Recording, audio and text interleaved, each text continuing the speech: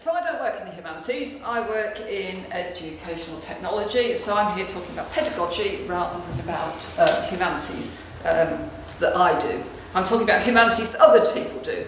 And they're not people that I work with, they're not people I know, they're people that I learn about the humanities from. And what I've been working on recently is a book called Augmented Education. So what, may you say, is augmented education? Is she going to tell us about those stupid people who wear those glasses all the time and they look really geeky? No. I'm taking a wider definition of it. So augmented reality, augmented learning, augmented education is about taking information and superimposing it on your day-to-day life. So you can do that with glasses, you can put text up in front of you or images up in front of you, but you can bring it into your lives in other ways. And I'm going to talk about how people do that within humanities and within humanities education. And I think one of the interesting things about this is a lot of this is happening in informal settings, and it shows how huge educational projects can run on a complete shoestring because they're running through personal enthusiasm and engagement. They're not running through time-limited research grants that then come to an end and a fabulous project has to be put on ice. So to give you an example of what I'm talking about, this is an example from exactly a year ago today, and this was where the idea of augmented learning was taken up by Channel 4. I mean, television programmes have taken this up, the Royal Shakespeare Company have taken this sort of thing up, and they said, let's refresh how we look at D-Day, because we've been looking at D-Day for 69 years now, as they have been last year.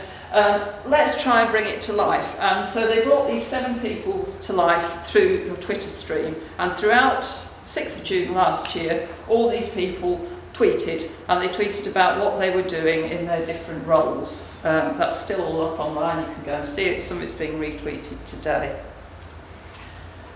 And you got a lot of interaction with that, as you can see with this. So this is one of the biggest tweets that came out. Dixie Dean was killed, and people were really upset about Dixie Dean being killed. It got 189 retweets. A lot of people engaging with this, people saying it was really, really emotional. Well, that's just sort of transient stuff that happens in your Twitter stream and then you move on. But there was actually evidence that people were engaging with this and that they were learning from it. For one thing, people were picking up these stories and they were relating them to their own lives. So you can see that this person here had spotted, I don't know if that was their father or their grandfather, in a picture with Dixie, which was being shared online. And then this person here, a month later, actually went to France, went to Dixie's grave and put a flower on his grave. And people did that again on November the 11th. So it wasn't just a sort of transient, this happens on June the 6th. You saw that again in November, and you've seen it again this year. You know, people referred back to Dixie Dean, so they've learned something there. So that's sort of an example of what I mean by putting information into people's day-to-day lives. That's where you'd go to look for your information if you're a social media person. You'd go and look at your Twitter, your blogs, your Face stream, see what's going on, and these things from the past started coming up. So some of the advantages that you get with augmented learning are very similar to the ones you get with social presence. And for those of you who don't know anything about social presence, it's the giving people the impression that a mediated experience isn't mediated. So it's what makes you think you're having a conversation with somebody when you're really talking to a telephone. It's what makes you shout at a footballer on the television even though you know that they can't hear you. So there's lots of good things about social presence which come in this sort of context. These are some that I've pulled out, and you can see how some of these relate to what I was just showing you about D-Day. You're getting a social response. People knew that Dixie was no longer alive. They knew all those people weren't alive, but they were responding to it. They were interacting. They saw it as warm and personal and immediate. They developed an emotional response. They were encouraged to get involved, and they got a sense of togetherness. And I think you see that if you look at Twitter today with the D-Day 70 tweets, people are sort of seeing parallels between what happened in the past, what happened now. I've just looked at a reef photo where somebody has put a Normandy beach today with people with bucket and spade, and then they've superimposed the troops coming in on that. I think this pulls together a new sort of educator, a sort of educator that we've not seen before. somebody who's not necessarily seeing themselves as an educator, but does have a role in teaching and learning. They've got long-term interests and personal enthusiasm which motivates them to do something online. They've got to have some expertise, but they've also got to have the time and ability to be a coordinator and a facilitator, to bring people together and to inspire and engage people, because nobody has to engage, nobody has to turn up. Once they've turned up, nobody has to stay. And if at any point they get bored, they go away again. But yet some of these people can keep people engaged for 10, 11, 12 years. So they must be doing something right from the point of view of teaching and learning. So this is the first example I want to show you. This is Pepys' diary. The guy who runs Pepys' diary, Phil Gifford, got the idea of putting one entry for Samuel Pepys' diary up every single day for as long as it ran, and he did that for 9 years.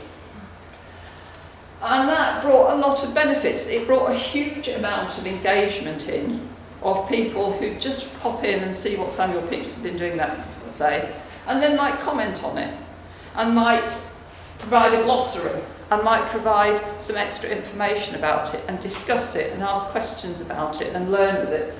So all the advantages that you get from Web 2 about distributed expertise, and about collaboration, and about being able to cooperate together and ask people, began to form around Pepys' diary.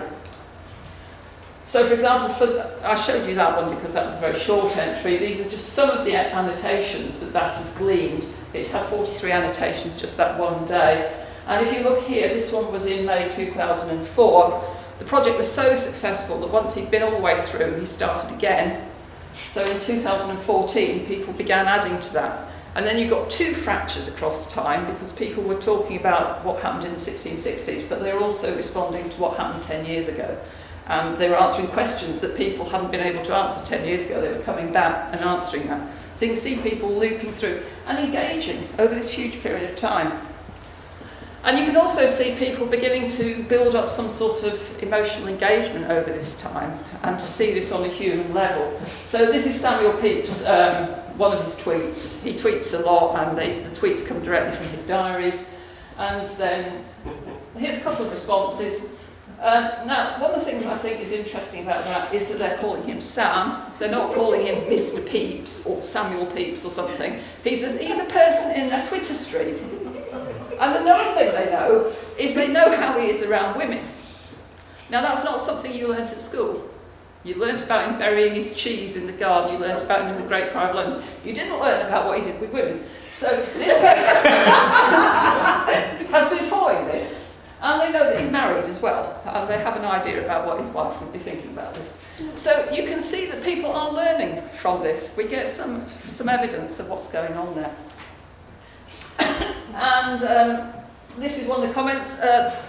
Overall, I think he had 58,000 annotations on this by 2012, once he'd gone through once. And he has about 100,000 people who've come in and followed it. So a lot of engagement from around the world. And somebody here sort of pulling out what you get from seeing this as a Web 2 experience, rather than what you see in getting it from a book. So they're not saying, don't ever go and look at books. They're saying you get something different from doing it in this sort of a way. Now this is another project. This project is running for the first time at the moment. It's retweeting World War II. It's not doing it in one person's voice, it's doing it in the voices of a lot of people from around the world. And as Alwyn Collinson, who actually does it, says here, he's not just following one person through, he's not seeing what they said at the time necessarily, he's pulling out what we now know to be significant and following up on that. And by doing that, he's getting people to engage all around the world. So for example, these two came up into my Twitter stream. I actually found these very upsetting when they appeared in my Twitter stream. They're not nice tweets. And they came up 24 hours, I think 24 hours apart. So that gave me time to sort of think about this and then to think about that. And this one came with a photo of Inska, which gives you a sense of how many people were murdered in just that one atrocity. It wasn't just those 78 children, they were the last ones. And also it gave you a sense of that is all we know about those people because their records were destroyed. You don't know the names of any of those people who were killed, their backstories, their relations. That's it. And that's something that was obviously picked up. 163 people retweeted it, was favourited, people discussed that. And so you get sort of low-level engagement, as you do with Send Me Your Peeps. People retweet it, people favourite it. There's obviously things that they engage with and things that they don't engage with. But there's other people who take it up in different ways. Because one of the things that he does through being selective is he takes us to events which are really significant today. So he's recently been doing things around Ukraine, he's done things around Iraq, things that when you see them in your Twitter stream, the first time round you think that's contemporary, and then you think, no, that's not contemporary, that's 70 years ago. And then you begin to see the parallels between what's happening today, and you begin to see the roots of what's happening today, or what was happening a bit further back. So this is just one that he tweeted, and then Atheist Punk and Peter Sinnott came back on it, and were considering it and reflecting on it. So one of the things that we like to see in teaching and learning is people reflecting on what they've learned. And another evidence that people are really engaging with this and trying to learn from it is how many times it's been taken up around the world. So these are just some of the times it's been translated into different languages. Sometimes I think it's directly translated into other languages, sometimes they do it selectively, sometimes they begin to do it in their own sort of context. So I can't read all those, I can't tell you if they're translating or not. But what I can tell you is, for example, this one's got 2,700 followers. So there are followers all around the world who think this is a really interesting way of engaging. So those are two big, long-term, informal learning projects which nobody has to engage with. So can we take that into formal education? Well, Chris Leach is a primary school teacher, and I think he's achieved this. So he's, for several years, done the gunpowder plot with his primary school children. And the first year, they just tweeted as Robert Catesby, who led the gunpowder plot. And they took it through several weeks, you know, setting up the plot, what happened on the day, what happened afterwards. They didn't go quite up to the execution, they're quite young children. But they followed that through. And then the next year, they added more characters to the plot, and more characters, and more people began to join in. Other schools joined in, other teachers joined in, parents came in, people like me who were outside came in. And you began to get a sort of multi-layered narrative about what was happening. I mean, I think usually when we do the gunpowder plot at school, we do it in one day, we do it for half an hour or so, and you get a sense of somebody standing in the basement with big piles of gunpowder. You get no sense about why they were doing that, or what happened before, or what happened afterwards. So this is beginning to build this up, but not just for the children, but also for the people who are engaging with it online. So I've gone one way there. So these are just some of the comments which came up afterwards. You can see that some of them are from teachers, some of them from outsiders, but they're all saying that they've learned something from this, and that by thinking it through over time, because these projects ran for sort of 2, 3, 4 weeks, they began to pick up more on the story and what was happening in history. So all the examples up till now have been history. I'll just take you over into literature, because I did a degree in English, so I can read Middle English literature, and I find this hysterically funny. If you didn't do Middle English, you'd probably find it just rather mysterious. However, Bradley Bryant, who did this and has written a book about it, tweets and blogs as Geoffrey Chaucer, and he mashes up what is happening today with what happened in Chaucer's life. He follows Chaucer's timeline to some extent, but he does go off on sort of flights of fantasy about the drug-fueled trip he crossed across the United States with King Richard. But it all sort of links into learning about Middle English, learning that Middle English is a language that people communicated in, that they had the same sort of emotions and feelings and interests that people do today. It's not just something that you do in a book that's really boring. It's They were real interesting people who had feuds and relationships and things going on in their lives. And again, this gets people engaging. This is just Chaucer telling us about a couple of letters which we don't have anymore, the Thorn and the Yog. And people coming back saying, oh, well, I'm going to use this in my shopping list. I'm going to use this when I'm writing yoghurt in the future. I'm going to use my Thorn and my Yog. And what you see in his blog is a lot of people trying to do Middle English and working through, well, what is it that's different about Middle English and what is the same? And following up on his references, because he doesn't just reference him to himself, he references Gower. He's got a feud going on with Gower. He references Langland. Why does Langland just keep going on saying the same thing again and again? He tells us about Marjorie Kemp. I mean, how many times did you learn about Marjorie Kemp when you were doing Middle English? And so it produces lots of engagement with him. It produces people coming back again and again over time and engaging and learning and following up. And I'm just going to follow up with a very brief reference to something which is another form of augmented learning. This is an approach which I've brought here because it comes from the humanities. Practomime was actually developed by people who teach classical studies and Greek and Latin, and they see it as coming from the Homeric bardic tradition, where the bard co-creates the story with the audience based on what the audience already know, what sort of responses he's getting from the audience. He's got a framework in mind, but it's shaped together with those around it.